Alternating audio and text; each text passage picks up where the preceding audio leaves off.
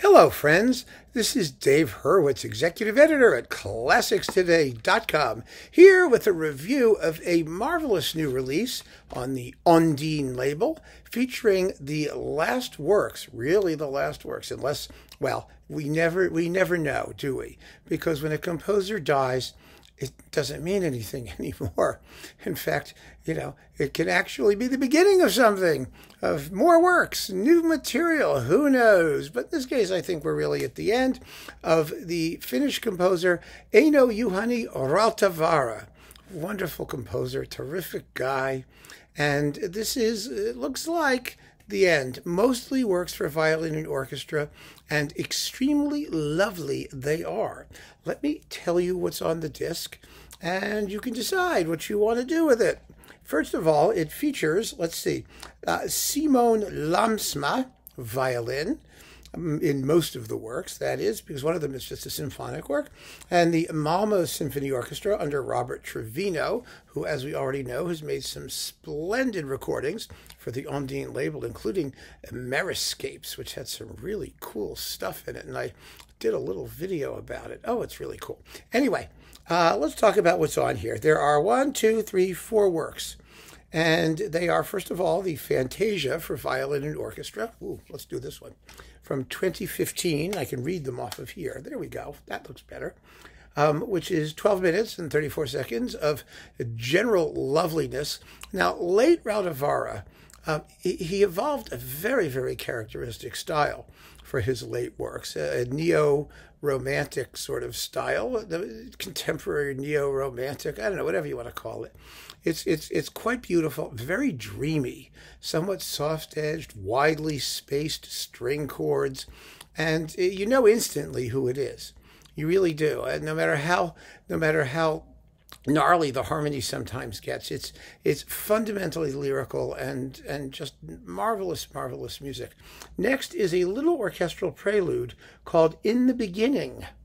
In the beginning, it's only 5 minutes long, and it ends rather abruptly, at least so abruptly that according to the notes here, they weren't quite sure it was finished, but Rautavaara's wife said that it was definitely finished, and if it ends a little bit, well, say indeterminately, well, what the heck? It's a beautiful work. It's just five beautiful minutes full of Rautavaara's characteristic nature music, the woodwind arabesques, and it's very, very beautiful, extremely lovely.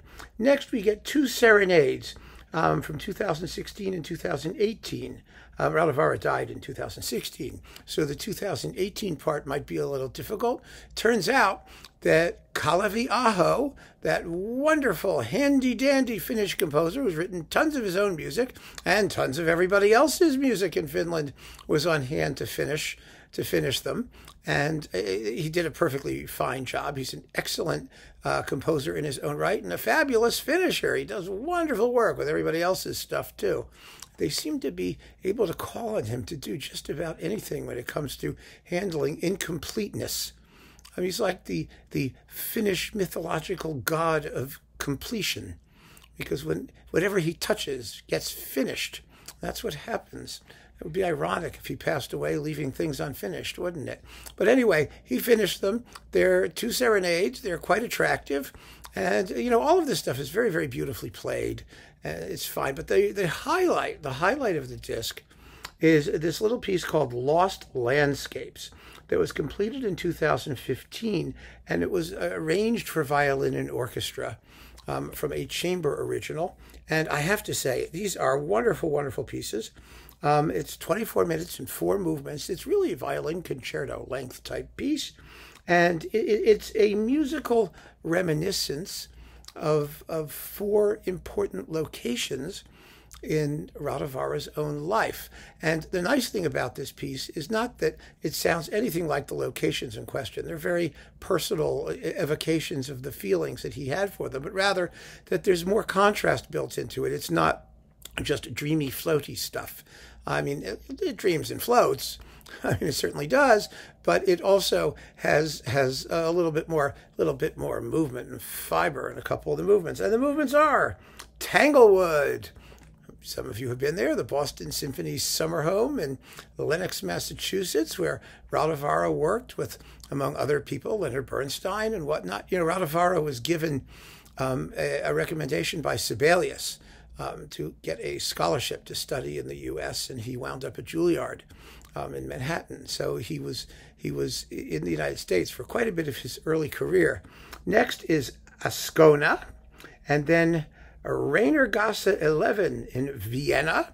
These are all places where he lived while he was studying or learning his craft, or that had some special meaning to him. And finally, West 23rd Street in New York, which is where he lived part of the time when he was in New York.